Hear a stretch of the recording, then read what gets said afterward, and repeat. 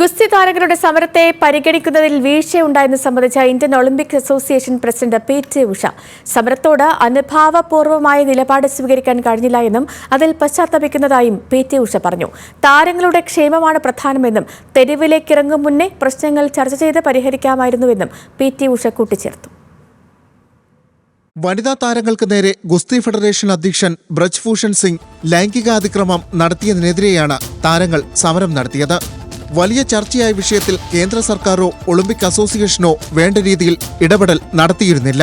അന്താരാഷ്ട്ര Olympic association പോലും സംഭവത്തെ അപലപിച്ച് രംഗത്തെത്തിയിരുന്നു. ഒരു വർഷം മുൻപ് നടന്ന സമരം പരിഗണിക്കുന്നതിൽ വീഴ്ച പറ്റിയെന്ന് ഇന്ത്യൻ ഒളിമ്പിക് അസോസിയേഷൻ അധ്യക്ഷ പി.ടി. ഉഷ.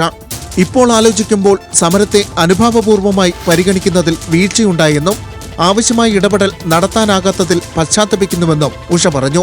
ചില വശങ്ങൾ നന്നായി കൈകാര്യം ചെയ്യാമായിരുന്നു. പ്രശ്നങ്ങൾ ആദ്യം അസോസിയേഷനിൽ ചർച്ച ചെയ്യാമായിരുന്നുവെന്നും താരങ്ങൾ സമരത്തിലേക്കായിരുന്നില്ല ആദ്യം കടക്കേണ്ടിയിരുന്നതെന്നും ഉഷ കൂട്ടിച്ചേർത്തു. എല്ലാ കായിക താരങ്ങളുടെയും ക്ഷേമമാണ് പ്രധാനമെന്നും വനിതാ താരങ്ങൾക്ക് സുരക്ഷിതമായ അന്തരീക്ഷം ഉറപ്പാക്കാൻ അസോസിയേഷനും താനും പ്രതിജ്ഞാബദ്ധമാണെന്നും പി.ടി. ഉഷ പറഞ്ഞു.